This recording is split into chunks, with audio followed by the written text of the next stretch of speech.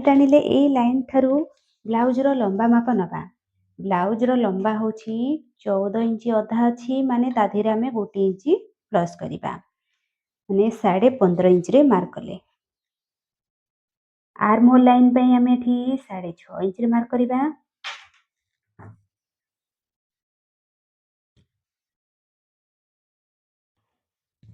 देखंतु आमे एठी शोल्डर केते नबा। जेहेतु हमरो बैक नेक रो डीप अछि 11 इंच। 11 इंच अछि माने हमरो शोल्डर आमे 6 इंच नबा। कहीं कि ना हमरो एटा हेवी साइज बनुची। 44 साइज रो ब्लाउज बनुची तो मोटी शोल्डर 6 इंच रखुची।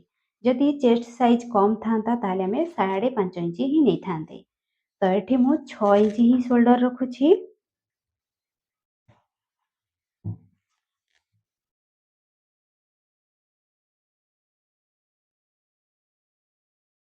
एही लाइन सीधारे आमे चेस्ट रो माप नबा। चेस्ट हमर अछि 44 अछि माने 4 भाग रो गोटे भाग हमर एठी 11 इंच रे मार्क करिबा आउ 1.5 इंच किंबा 2 इंच मार्जिन रखिबा।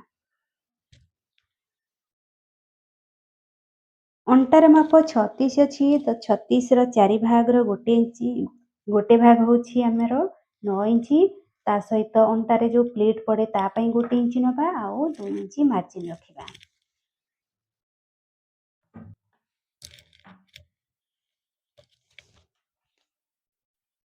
आर्म होल रो शेप टा दबा पई यार आर्म होल लेंथ जो नेथिले तार मिडिल पॉइंट मार्क करिबा।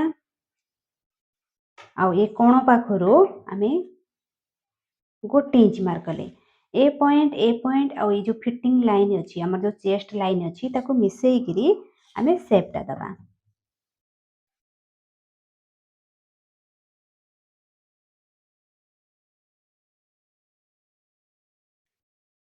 और फिटिंग लाइन ठारू 2 पॉइंट किंबा हाफ इंच पर्यंत एमती डाउन करिकरी एमती शेप टा देबे।